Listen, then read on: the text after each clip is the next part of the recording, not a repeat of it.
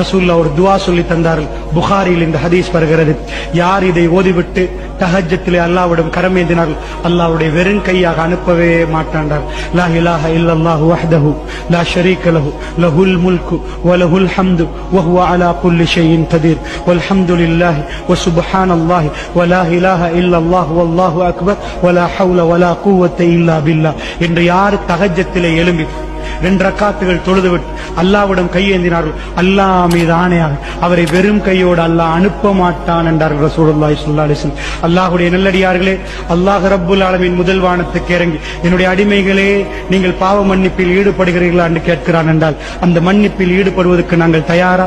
இன்னொரு ரிவாயத் வருது, லா இலாஹ இல்லா அன்த சுப்ஹானக இன்னி குன்து மினல் ஸாலிமீன் என்று சொல்லி யார் அல்லாஹ்விடம் நெருங்குகிறார்களோ அவர்களுக்கு அல்லாஹ் கொடுப்பான் என்கிறார். அதோடு ரசூலுல்லாஹ் மீது ஸலவாத்து சொல்லி நீங்கள் இந்த இரவுகளில் அல்லாஹ்விடம் நிறைய கேட்கலாம்.